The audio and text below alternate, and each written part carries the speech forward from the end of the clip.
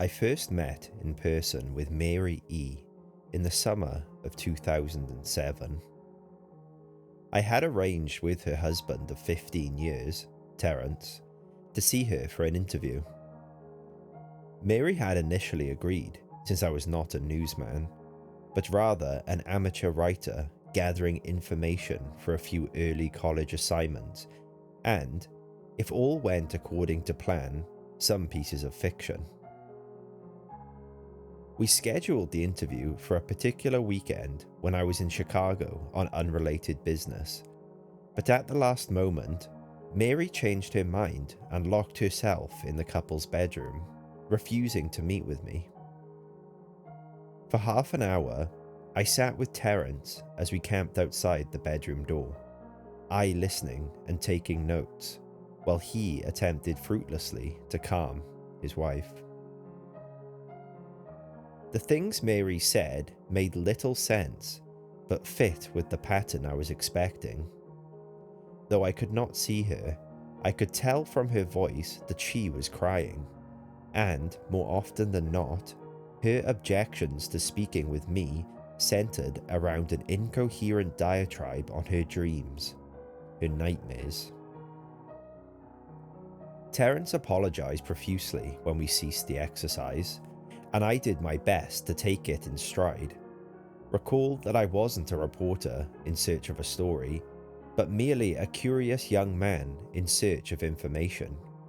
Besides, I thought at the time that I could perhaps find another, similar case if I put my mind and resources to it. Mary E. was the sysop for a small Chicago-based bulletin board system in 1992 when she first encountered smile.jpg, and her life changed forever. She and Terence had been married for only 5 months. Mary was one of an estimated 400 people who saw the image when it was posted as a hyperlink on the BBS, though she is the only one who has spoken openly about the experience.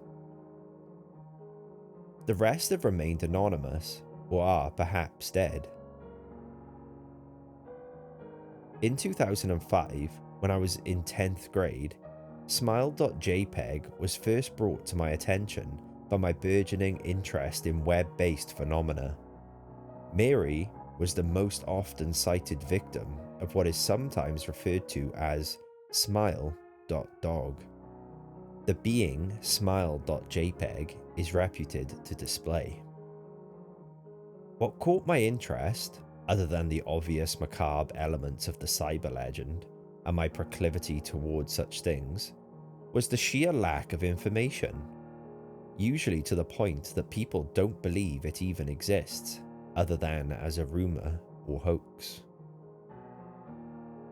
It is unique because, though the entire phenomenon centers on a picture file, that file is nowhere to be found on the internet. Certainly, many photo-manipulated simulacra litter the web, showing up with the most frequency on sites such as the image board 4chan, particularly on the X-focused paranormal subboard. It is suspected these are fakes because they do not have the effect the true smile.jpg is believed to have, namely, sudden onset temporal lobe epilepsy and acute anxiety. This purported reaction in the viewer is one of the reasons the phantom-like smile.jpg is regarded with such disdain, since it is patently absurd.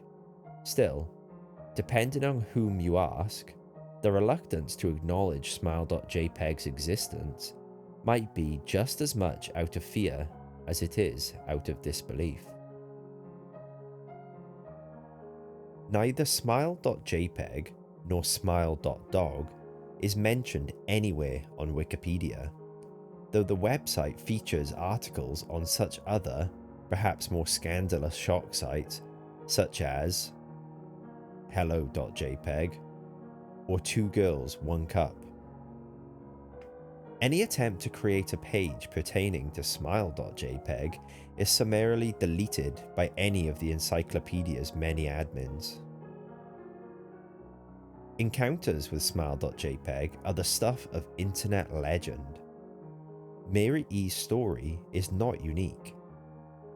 There are unverified rumours of smile.jpg showing up in the early days of Usenet, and even one persistent tale that in 2002, a hacker flooded the forums of humour and satire website Something Awful with a deluge of smile.dog pictures, rendering almost half the forum's users at the time epileptic. It is also said that in the mid to late 90s, smile.jpg circulated on Usenet as an attachment of a chain email with the subject line, "Smile, God loves you." Yet, despite the huge exposure these stunts would generate, there are very few people who admit to having experienced any of them, and no trace of the file or any link has ever been discovered. Those who claim to have seen smile.jpg often weakly joke that they were far too busy to save a copy of the picture to their hard drive. However, all alleged victims offer the same description of the photo. A dog-like creature, usually described as appearing similar to a Siberian husky, illuminated by the flash of the camera. Sitting in a dim room, the only background detail that is visible being a human hand extending from the darkness near the left side of the frame. The hand is empty, but is usually described as beckoning. Of course, most attention is given to the dog, or dog creature, as some victims are more certain than others about what they claim to have seen. The muzzle of the beast is reputedly split into a wide grin, revealing 2 rows of very white, very straight, very sharp, very human-looking teeth. This is, of course, not a description given immediately after viewing the picture, but rather a recollection of the victims, who claim to have seen the picture endlessly repeated in their mind's eye during the time they are, in reality, having epileptic fits.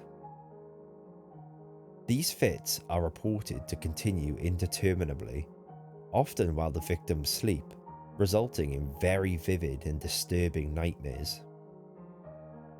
These may be treated with medication, though in some cases it is more effective than others.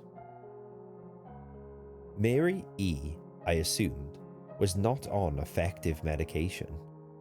That was why, after my visit to her apartment in 2007, I sent out feelers to several folklore and urban legend-oriented news groups, websites and mailing lists, hoping to find the name of a supposed victim of smile.jpg, who felt more interested in talking about their experiences. For a time, nothing happened, and at length I forgot completely about my pursuits, since I had begun my freshman year of college and was quite busy. Mary contacted me via email, however, near the beginning of March 2008. Dear Mr. L, I am incredibly sorry about my behaviour last summer when you came to interview me. I hope you understand that it was no fault of yours, but rather my own problems that led me to act out as I did. I realised that I could have handled the situation more decorously. However, I hope you will forgive me. At the time, I was afraid. You see, for 15 years, I have been haunted by smile.jpg. Smile.dog comes to me in my sleep every night. I know that sounds silly, but it is true. There is an ineffable quality about my dreams, my nightmares, that makes them completely unlike any real dreams I have ever had. I do not move and do not speak. I simply look ahead, and the only thing ahead of me is the scene from that horrible picture.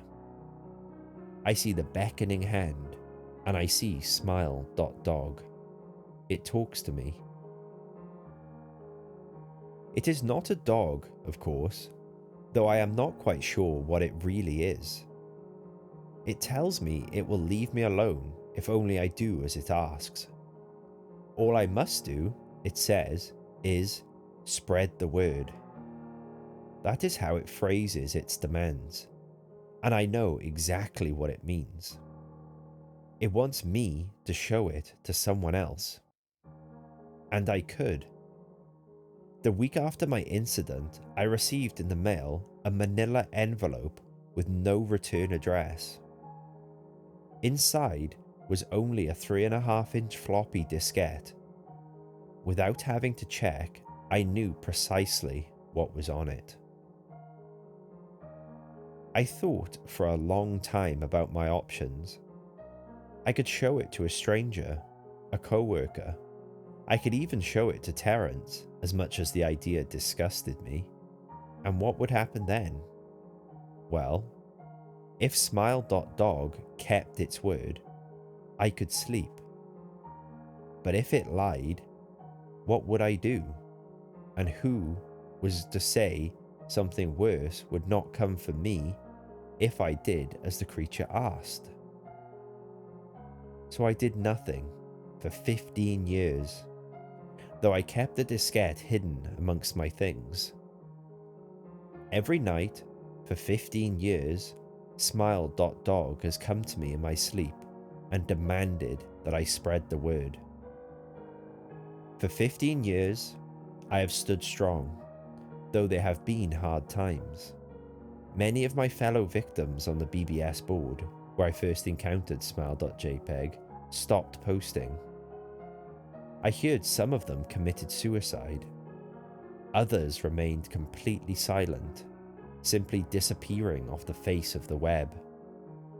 They are the ones I worry about the most.